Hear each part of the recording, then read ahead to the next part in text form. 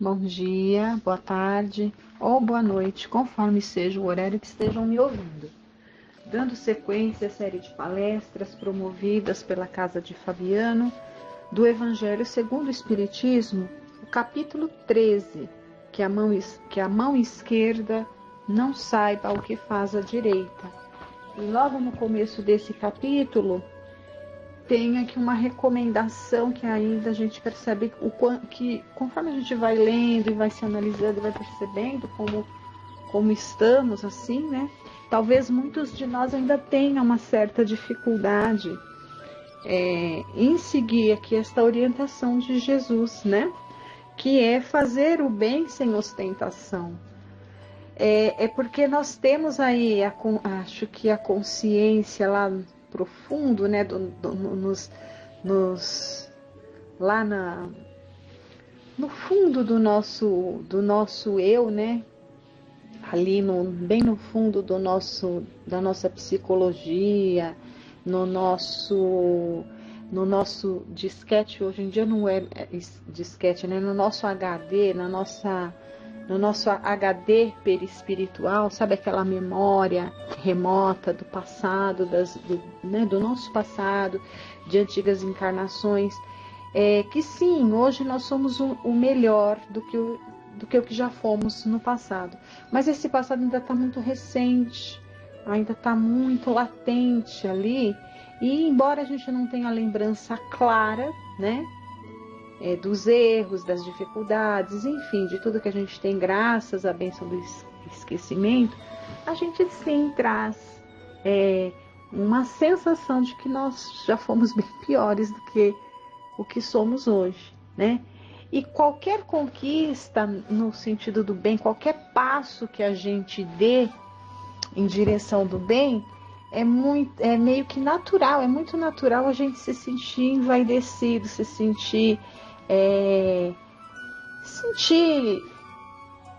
vamos dizer, eu não vou colocar esse termo envaidecido, deixa ele para depois. É muito natural a gente se sentir bem, feliz, né? Contagiado por saber que a gente consegue fazer diferente. Mas como a gente ainda é imperfeito e ainda não temos o equilíbrio, a gente não para no equilíbrio, e muitas vezes a gente deixa essa empolgação de fazer o bem descambar para um desequilíbrio de reminiscências de sensações que a gente ainda traz, por exemplo, no campo da vaidade.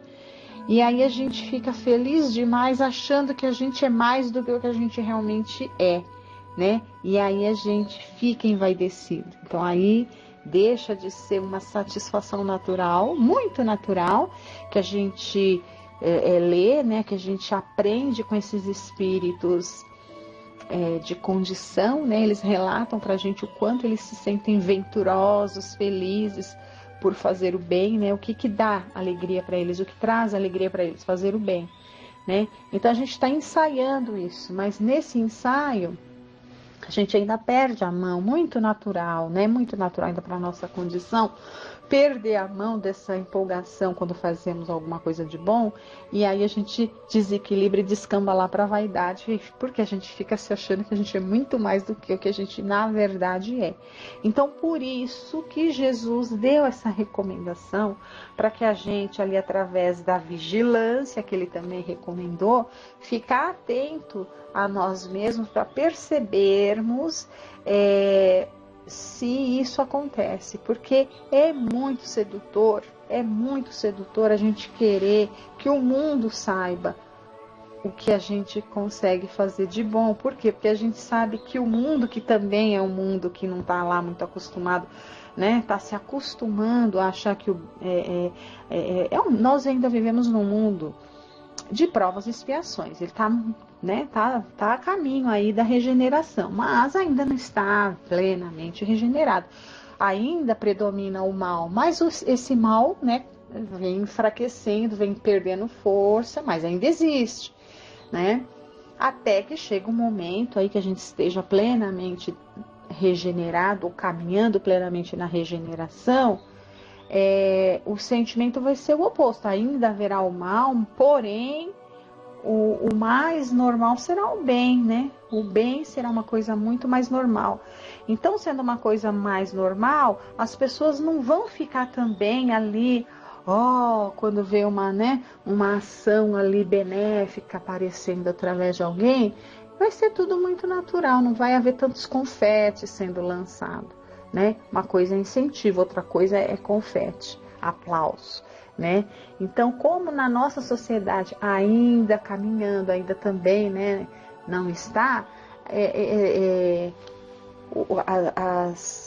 a sensação de quando se aparece uma ação no bem é também excessiva no sentido de aplaudir, de jogar confete, enfim, né, até de endeusar muitas vezes. E aí a nossa vaidade se infla diante disso, né?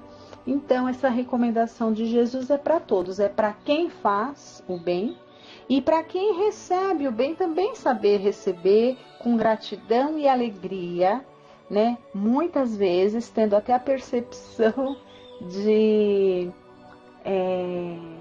não demonstrar com tanta efusão assim. Eu sei que é muito difícil, né? É difícil, mas é exercício de um lado e de outro. Demonstrar com tanta efusão essa alegria, né, e essa gratidão. Não é ser ingrato e não é ficar alegre. Eu não estou sabendo colocar em palavras, mas creio que todos estejam me entendendo. É evitar o aplauso, né? É evitar a bajulação, é evitar aquelas coisas que podem fazer com que o beneficiário se perca aí pela vaidade. Bom, dito isso, vamos fazer a leitura do Evangelho. Eu vou escolher uma passagem do Evangelho só, são duas aqui, tá? Por causa do tempo, né? Não que não mereça ser lido, mas por conta do tempo. Então vamos lá, olha.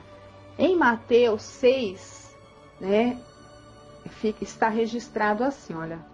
Mateus registrou Jesus dizendo da seguinte maneira: guardai-vos, não façais as vossas boas obras diante dos homens, com o fim de serdes vistos por eles. De outra sorte, não tereis a recompensa da mão de vosso Pai que está nos céus. Quando, pois, dás a esmola, não faças tocar a trombeta diante de ti, como praticam os hipócritas nas sinagogas e nas ruas, para serem honrados dos homens. Em verdade vos digo que eles já receberam a sua recompensa. Mas quando dás a esmola, não saiba a tua esquerda o que faz a tua direita, para que a tua esmola fique escondida, e teu Pai, que vê o que fazes em segredo, te pagará. Então, é um desafio, né, para a nossa vaidade, para a gente encontrar o equilíbrio da satisfação em fazer o bem, né, sem adentrar no terreno da vaidade. E aí, para que a gente compreenda esse ensinamento, que ainda é um desafio para a nossa condição, vem o Consolador, né, vem esses espíritos da Pleiade de Jesus e descortina e explica com mais clareza ainda do que o que Mateus colocou aqui, né?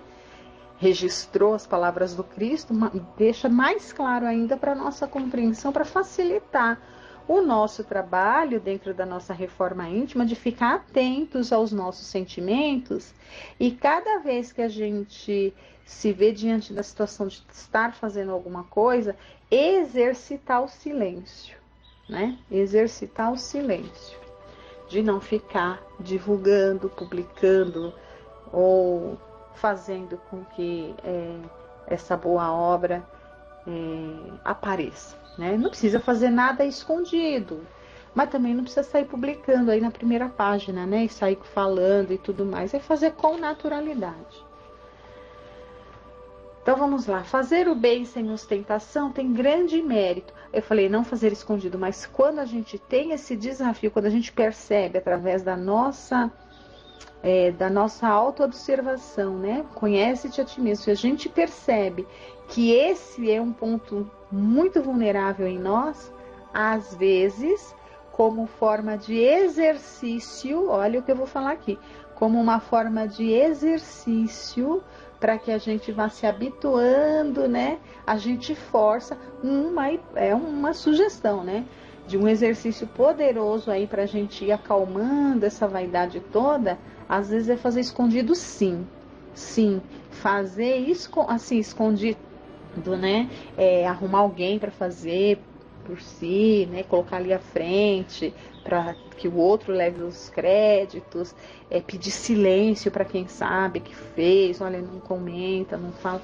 É um exercício, não é sincero, porque a gente sabe, a gente adoraria comentar, mas quando a gente percebe que isso é uma dificuldade grande, seria um excelente exercício a ser praticado, que com o tempo, né, quando eu falo exercício, é exercício mesmo, e a gente sempre pensa na academia, igual o exercício da academia. Todo mundo sabe, a ciência já está mais que demonstrado que fazer exercício na academia, levantar peso, fazer musculação, fazer essas coisas, faz bem para a saúde, promove longevidade. Sim, todo mundo sabe. Mas ninguém quer. Por quê? Porque causa desconforto, o corpo fica dolorido até acostumar, né? Então, até se acostumar e ficar natural, tem todo um desconforto. Então, quando a gente coloca isso, né, de fazer o bem e esconder de propósito, escondido mesmo, quando a vontade muito grande é de se divulgar, é também um exercício que a gente vai fazendo, uma hora fica natural, né? Então, abrir esse parênteses para dizer que sim, às vezes tem situações que seria interessante esconder de propósito, tá? Bom, nada que tudo ali, cada um, o coração de cada um é que vai dizer como cada um deve agir, né? Então vamos lá. Então fazer o bem sem ostentação tem grande mérito. Olha, esconder, tá escrito aqui, né? Esconder a mão que dá é ainda mais meritório. É o sinal incontestável de uma grande, não é de uma superioridade moral, é de uma grande superioridade moral. Porque para ver as coisas de mais alto que o vulgo é necessário fazer abstração da vida presente e identificar-se com a vida futura. É necessário, numa palavra, colocar-se acima da humanidade para renunciar à satisfação do testemunho dos homens e esperar a aprovação de Deus. Então quer dizer que é viver com mais vistas ao futuro, né, ao nosso crescimento espiritual, do que ao presente, que é as satisfações aqui do mundo, né? Então a gente só se preocupa com a aprovação de Deus e não com a aprovação dos homens, né? Aquele que preza mais a aprovação dos homens que a de Deus, prova que tem mais fé nos homens que em Deus, e que a vida presente é para ele mais do que a vida futura, ou até mesmo que não crê na vida futura. Se ele diz o contrário, age, entretanto, como se não acreditasse no que diz. Quantos há que só fazem um benefício com a esperança de que o beneficiado o proclame sobre os tablados, que darão uma grande soma à luz do dia, mas escondidos não dariam sequer uma moeda? Foi por isso que Jesus disse: os que fazem o bem com ostentação já receberam a sua recompensa. Com efeito, aquele que busca a sua glorificação na terra pelo bem que faz, já se pagou a si mesmo. Deus não lhe deve nada, só lhe resta receber a punição do seu orgulho. Ou seja, se a gente espera reconhecimento, excessiva gratidão, né, aplauso, se a gente espera tudo isso, a gente vai ter tudo isso. E ponto, final, acabou. Era isso que a gente esperava? Ok, já recebeu, não tem mais nada para receber. Agora, quando a gente faz movidos pelo verdadeiro sentimento de caridade, ou seja, movidos unicamente pelo amor, movidos pelo impulso do amar ao próximo como a si mesmo, ou seja, fazer para o próximo, fazer para o outro, somente aquilo que eu gostaria que fosse feito por mim, ou seja, colocando carinho, amor, consideração, né, e silêncio, e não me preocupo com outra coisa senão com isso, aí a nossa paga, a nossa recompensa será lá no futuro, né? Ela será, digamos assim, uma depuração na nossa alma, no nosso espírito, né, que está agora encarnado, rumo a Deus, né, um caminho, um degrau a mais que a gente se encaminha em relação a Deus. Não nos esquecendo que essas conquistas espirituais, né, que nos aproximam de Deus, elas são eternas, elas são conquistas que ninguém, nada, nunca vão conseguir tirar, nada vai apagar. Agora, o aplauso dos homens, né, a tola satisfação da vaidade, isso aí, acabou o aplauso, acabou a satisfação, ou seja, acabou aquela recompensa do mundo que a gente tanto recebia, né? Como tudo no mundo material é passageiro, esses aplausos também são. Então vamos lá. Que a mão esquerda não saiba o que faz a direita é uma figura que caracteriza admiravelmente a beneficência modesta. Mas se existe a modéstia real, existe também a falsa modéstia, o simulacro da modéstia, pois há pessoas que escondem a mão, tendo o cuidado de deixar perceber o que fazem. Indigna paródia das máximas do Cristo. Se os benfeitores orgulhosos são depreciados pelos homens, que não lhes acontecerá perante Deus? Eles também já receberam a sua recompensa na terra. Foram vistos, estão satisfeitos de terem sido vistos. É tudo quanto terão. Então, uma certa, até como ele fala aqui, uma paródia, né? Porque fica até ridículo. Mas tem pessoas que com uma falsa modéstia, e quando falo tem pessoas, muitas vezes nós, né? A gente tem que parar para pensar quantas vezes a gente não tem atitudes assim, de não, porque já sabe, né? Já sabe que não deve agir dessa maneira, já leu esse ensinamento aqui 300 milhões de vezes, já sabe que a gente deve se precaver aí de ficar jogando holoforte sobre nós mesmos, né? E aí o que acontece? A gente não coloca mais, cuidadosamente deixa uma pista, né? Tipo assim, a gente deixa uma pista ali para ser encontrada propositalmente por alguém que a gente sabe que vai alardear. Então, né, a gente está, nesse caso, se agirmos assim, estaremos enganando a nós mesmos, porque Deus sabe que estamos sendo, vamos dizer aí, malandros, né? Eu vou pegar aqui o último parágrafo, que eu quero ler uma mensagem aqui do Emmanuel. O benefício sem ostentação tem duplo mérito. Além da caridade material, constitui caridade moral, pois contorna a suscetibilidade do beneficiado, fazendo-o aceitar o obséquio sem lhe ferir o amor próprio e salvaguardando a sua dignidade humana, pois a quem aceite um serviço, mas recuse a esmola.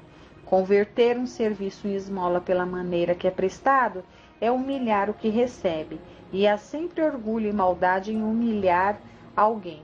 A verdadeira caridade, ao contrário, é delicada e habilidosa para dissimular o benefício e evitar até as menores possibilidades de melindre, porque todo choque moral aumenta o sofrimento provocado pela necessidade. Então aqui ele vai até além, né? E diz o seguinte: é uma forma de caridade, e é mais caridoso ainda quando se faz esse bem de uma maneira que não humilhemos, né? Porque muitas vezes quando a gente quer ficar divulgando, olha, eu fiz isso, eu fiz aquilo outro, além da nossa vaidade ficar ali totalmente inflada, nós vamos também humilhar aquele outro, porque a gente vai estar expondo a miséria dele, né? E para a gente refletir melhor aqui, olha, eu trouxe desse livro, né, o Evangelho por Emmanuel, que são os comentários que Emmanuel faz a respeito das passagens do Evangelho segundo Mateus. Então aqui, olha, a mensagem: no culto da caridade, aprendamos a auxiliar para que nossa dádiva não se transforme em espinho, envenenando as chagas alheias. A caridade não surge apenas na doação de ordem material, é serviço de cada instante e apoio de cada dia. Não comentes o mal para que o mal não se estenda. Não te refiras à sombra para que a sombra não te envolva o caminho. Ao pé dos semelhantes cala o impulso da maldição que começa na leviandade e na crítica.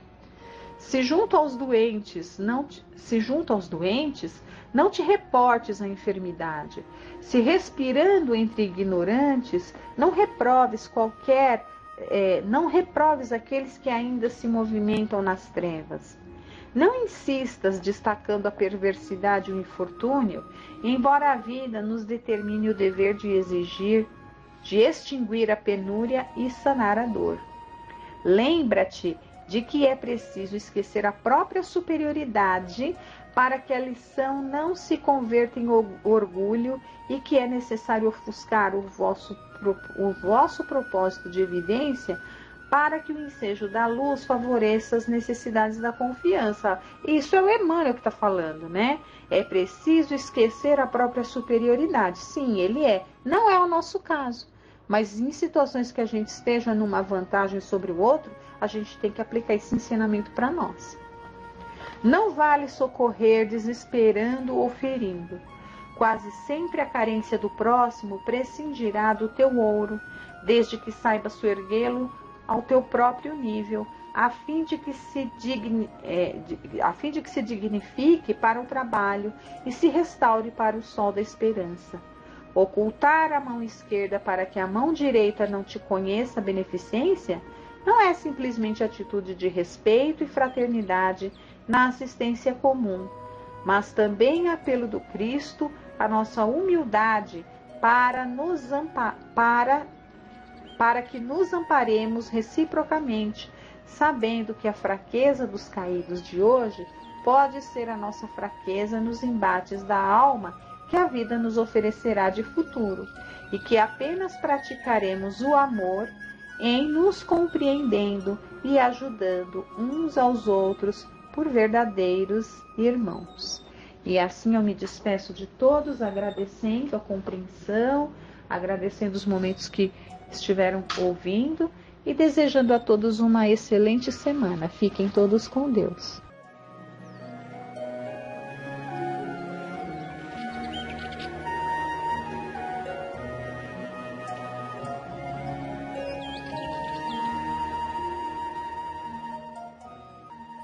Boa noite a todos. Nós vamos ver hoje uma outra mensagem do livro Céu e Inferno, escrito por Allan Kardec, da parte 3, Espíritos em Condições Medianas, né? Então, nós vamos ver essa mensagem hoje é um diálogo, né, entre o espírito do Sr. Cardon e Kardec com outros participantes da reunião mediúnica. Não identifica quem são realmente as pessoas que estão ali no grupo, né? Mas, então, o Sr. Cardon foi um médico que trabalhava em um navio baleeiro.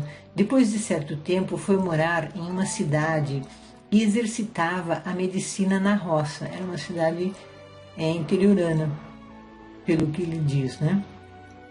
Ele, depois de certo tempo, concluiu que estava com hipertrofia no coração. Começou a ficar abatido, num estado melancólico, pois sabia que essa doença não tinha cura. Predisse quando seria o dia de sua morte e no dia reuniu a esposa e os 3 filhos e outros parentes para se despedir deles. Mas, quando a esposa o levantou para falar, ele ficou roxo, lívido e fechou os olhos. A esposa se posicionou para que os filhos não o vissem assim. Acharam que ele já estava morto. Mas, minutos depois, ele voltou radiante e se pôs a falar com a esposa e os filhos e conta a eles o que viu naquele momento que acabara de vivenciar. Ele diz ter visto a morte e dá conselhos a filhos e esposa e se despede. Ele era ateu e depois começou a pensar na existência de Deus e mudou seu pensamento e não queria morrer sem participar dessa fé aos seus familiares. Depois de certo tempo, um conhecido dele relatou o acontecimento na reunião do grupo de Kardec, possivelmente. Então resolveram invocá-lo e ele veio para nos esclarecer. quero aqui fazer uma observação. Invocar espíritos para se comunicar com eles não é algo tão simples como parece. No tempo de Kardec, os espíritos facilitavam essas manifestações e acompanhavam essas manifestações para que primeiramente chamasse a atenção de todos sobre esses fenômenos e também para encontrar aquele que poderia estar estudando e sistematizando esses fenômenos para que o mundo pudesse conhecer. Os espíritos do plano maior estavam controlando essas manifestações, embora lembremos de certo ditado que diz: toda regra tem uma exceção. As pessoas falavam em aparição de espíritos e chamavam de assombração as almas de desencarnados que se tornavam visíveis a eles. Pode ser que em certos casos havia mais medo do que verdade, mas o fato é de que eles se manifestam, né? Os desencarnados se manifestam de muitas maneiras. E essas manifestações estavam ocorrendo intensamente naquela época. Kardec, no grupo do qual participava, começaram a estudar esses fenômenos e muitos outros grupos de diferentes lugares começaram a estudar com Kardec também, assim, cada grupo na sua cidade, no seu país, no seu estado, contribuindo, né, para a coletânea de cartas e colaboravam com Kardec, né, enviando cartas com as mensagens que os espíritos enviavam para aqueles grupos. E assim o codificador podia comparar as mensagens dele com as de outros. Essa é uma das mensagens que ele publicou no livro Céu e Inferno, como eu já falei no início. Agora eu vou ler, é um pouco longa, mas sob meu ponto de vista, podemos aprender e refletir sobre nós, nossa fé, nossos atos e a nossa boa vontade conosco mesmo e com os outros igualmente. Então, Sr. Cardon, médico, passara uma parte da sua vida na marinha mercante como médico de navio baleeiro, adquirindo em tal ambiente ideias um tanto materialistas. Recolhido à cidade de Jota, não foi deixado claro qual era essa cidade. Exerceu aí a modesta profissão de médico da roça. Havia algum tempo adquirira a certeza de estar afetado de uma hipertrofia do coração, e, sabendo a moléstia incurável, deixava-se abater pela perspectiva da morte, num estado de melancolia inconsolável. Predisse o dia certo do falecimento, com antecipação de cerca de 2 meses, e, chegado o momento, ele reuniu a família para dizer-lhe o último adeus. Estando abeirados do seu leito a esposa, a mãe do médico, os 3 filhos e outros parentes, quando a primeira tentava erguê-lo, ele prostrou-se, tornando-se de um roxo lívido e fechando os olhos, pelo que foi julgado morto. A esposa colocou-se então de permeio para ocultar aos filhos esse espetáculo. Minutos depois, o doente reabriu os olhos, sua fisionomia, por assim dizer, iluminada, tomou radiante expressão de beatitude e ele exclamou: ó meus filhos, belos, sublime, ó a morte, que benefício, que coisa suave. Morto, senti minha alma elevar-se bem alta, porém Deus me permitiu voltar-se para dizer-vos: não lamenteis a minha morte, que é a libertação. Ah, que eu não posso descrever-vos a magnificência de tudo quanto vi, as impressões que experimentei, mas não poderíeis compreendê-las. Ó meus filhos, comportai-vos sempre de modo a merecer esta inefável felicidade reservada aos homens de bem. Vivei conforme os preceitos da caridade. Do que tiverdes, dai uma parte aos necessitados. Minha querida mulher, deixo-te uma posição pouco lisonjeira. Temos dívidas a receber, mas eu te conjuro a não atormentares os nossos devedores. Se estiverem em apuros, espera que possam pagar, e aos que não o puderem fazer, perdoa-lhes. Deus te recompensará. Tu, meu filho, trabalhará para manteres tua mãe. Se honesto sempre e guarda-te de fazer algo que possa manchar a nossa família. Toma esta cruz, herança de minha mãe, não a deixes nunca, e Oxalá te recorde ela sempre os meus derradeiros conselhos. Meus filhos, ajudai-vos, apoiai-vos mutuamente, para que a boa harmonia reine entre vós.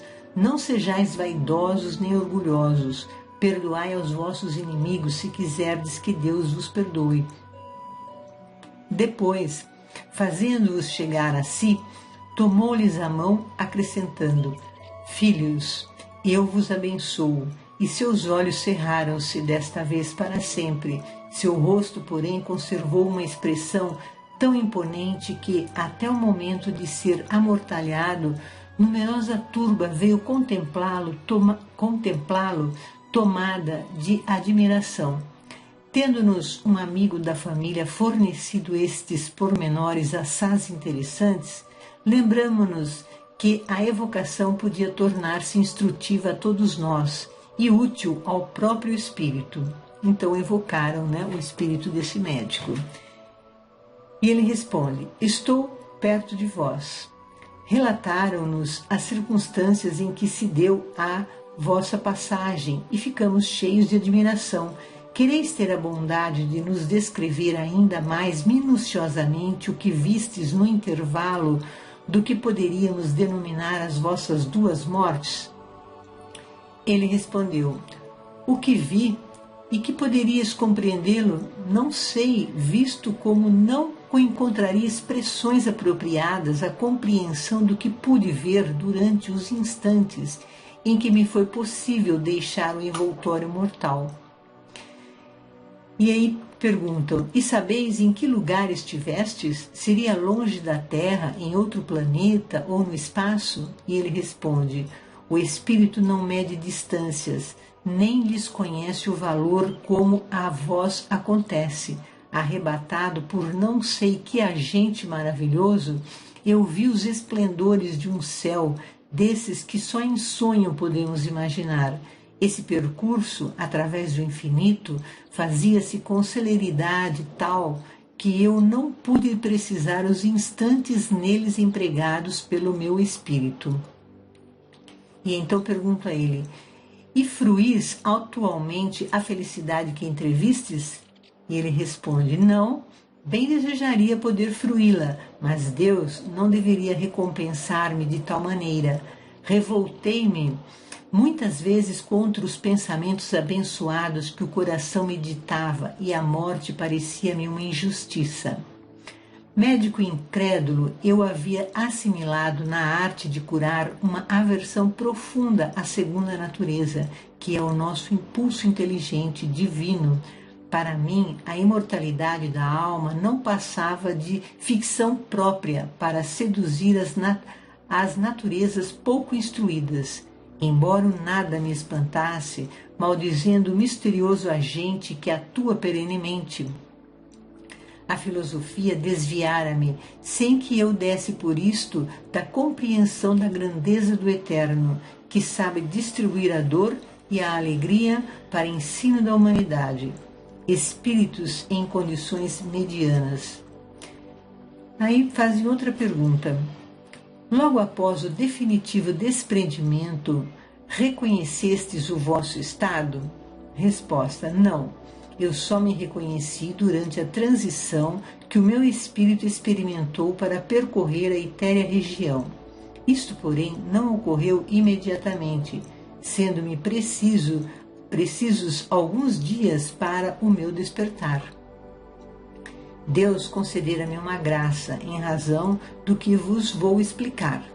Então agora ele vai explicar, A minha primitiva descrença não mais existia, tornara-me crente antes da morte, depois de haver cientificamente sondado a matéria grave que me atormentava, de não haver encontrado ao fim das razões terrestres senão a razão divina, que me inspirou e consolou, dando-me coragem mais forte que a dor. Assim, bem dizia o que amaldiçoara, encarava a morte como uma libertação. A ideia de Deus é grande como o mundo. Oh, que supremo consolo na prece, que nos enternece e comove. Ela é o elemento mais positivo da nossa natureza imaterial. Foi por ela que compreendi que CRI, firme, quer dizer, ele acreditou firmemente, soberanamente, e por isso Deus, levando em conta os meus atos, é ele falando, houve por bem recompensar-me antes do termo da minha encarnação. Uma nova pergunta ao Espírito. Poder-se-ia dizer que estivestes morto nessa primeira crise? Resposta: sim e não. Tendo o espírito abandonado o corpo, naturalmente a carne extinguia-se. Entretanto, retomando posse da morada terrena, a vida voltou ao corpo, que passou por uma transição, por um sono. Outra pergunta. E sentieis então os laços que vos prendiam ao corpo? E ele responde: sem dúvida, o espírito tem um grilhão fortíssimo a prendê-lo e não entra na vida natural antes que dê o último estremecimento da carne. Então ele está se referindo ao cordão fluídico que liga o perispírito ao corpo. A morte só é definitiva quando há esse desligamento. É isso que ele está falando. Uma outra pergunta. Como, pois, na vossa morte aparente e durante alguns minutos pôde o vosso espírito desprender-se súbita e imperturbavelmente, ao passo que o desprendimento efetivo se fez acompanhar da perturbação por alguns dias? Parece-nos que no primeiro caso, os laços entre o corpo e o espírito subsistindo mais que no segundo, o desprendimento deverá ser mais lento, ao contrário justamente do que se deu. E ele responde: tendes muitas vezes evocado um espírito encarnado, recebendo respostas exatas. Eu estava nas condições desses tais, porque Deus me chamava e os seus servidores me diziam: vem. Obedeci, agradecendo-lhe o favor especial que houve por bem conceder-me, para que pudesse entrever, compreendendo-a, a sua infinita grandeza. Obrigado a vós, que antes da morte real me permitistes doutrinar os meus, para que façam boas e justas encarnações. Uma nova pergunta. Donde provinham as belas palavras que após o despertar dirigistes à vossa família? E ele responde: eram o reflexo do que tinha visto e ouvido. Os bons espíritos inspiravam-me a linguagem e davam fulgor à minha fisionomia. Outra pergunta feita ao espírito. Que impressão julgais ter a vossa revelação produzido nos assistentes, notadamente nos vossos filhos? E ele responde: surpreendente, profunda, a morte não é mentirosa. Os filhos, por mais ingratos que possam ser, curvam-se sempre à encarnação que termina. Se pudéssemos penetrar o coração dos filhos, junto de um túmulo entreaberto, vê-lo-íamos apenas palpitar de sentimentos verdadeiros, sinceros, tocados pela mão secreta dos espíritos, que dizem em todos os pensamentos, abre aspas, tremei se duvidais, fecha aspas. A morte é a reparação, a justiça de Deus, e eu vos asseguro, em que pese aos incrédulos, que a minha família e os amigos creram nas palavras por mim pronunciadas antes da morte. Eu era, ademais, intérprete de um outro mundo. Outra pergunta. Dizendo não gozardes da felicidade entrevista, pode inferir-se que sejais infeliz? Resposta: não, uma vez que me tornei crente antes da morte, e isto de coração e consciência, a dor acabrunha nesse mundo, mas fortalece sob o ponto de vista do futuro espiritual. Notai que Deus teve em conta as minhas preces e a crença nele depositada em absoluto. Estou firme no caminho da perfeição e chegarei ao fim que me foi permitido lobrigar. Orai, meus amigos, por este mundo invisível que preside aos vossos destinos. Esta permuta fraternal é de caridade, é a alavanca que põe em comunhão os espíritos de todos os mundos. Uma nova pergunta. Acaso quereríeis dirigir algumas palavras à vossa mulher e filhos? E ele responde: peço a todos os meus que acreditem no Deus poderoso, justo, imutável, na prece que consola e alivia, na caridade que é a mais pura prática da encarnação humana. Peço-lhes que se lembrem que do pouco também se pode dar, pois o óbolo do pobre é o mais meritório aos olhos de Deus, desse Deus que sabe que muito dá um pobre, mesmo que dê pouco. Espíritos em condições medianas. Desculpa, não está incluída essa fala aqui. Continuando, a leitura. O rico precisa dar muito e repetidamente para merecer outro tanto. O futuro é a caridade, a benevolência em todos os atos, é considerar que todos os espíritos são irmãos, sem se preocupar jamais com as mil pueris vaidades da terra. Tereis rudes provações, querida, amada família, aceitai-as, porém corajosamente, lembrando-vos de que Deus as vê. Repeti a miúde esta prece: Deus de amor e bondade, que tudo faculta e sempre dá-nos força superior a todas as vicissitudes, torna-nos bons, humildes e caridosos, pequenos pela fortuna e grandes de coração. Permiti seja espírita o nosso espírito na terra, a fim de melhor te compreendermos e te amarmos. Seja teu nome emblema de liberdade, ó meu Deus, o Consolador de todos os oprimidos, de todos os que necessitam de amar, perdoar e crer. E ele finaliza com essa prece, então, a comunicação dele. Para complementar, eu vou ler uma poesia que também tem relação com essa mensagem. E nós vemos então por essa mensagem quanto podemos aprender sobre as leis divinas e a importância de nós fazermos a nossa reforma íntima, procurando praticar a caridade, porque isso nos auxilia a sermos mais humanos mesmo. Então, a poesia se chama Na Viagem da Vida, está no livro O Espírito da Verdade, psicografado por Francisco Cândido Xavier e Valdo Vieira. Evitas a compra do fruto deteriorado defendendo a saúde, varres o lixo doméstico purificando o ambiente, lavas a roupa suja garantindo a limpeza, usas o remédio preciso conjurando a enfermidade. Livra-te também das palavras que desçam da informação à maledicência, preservando o equilíbrio. Bloqueias o fogo, diriges a força elétrica, isolas o veneno, governa a explosão.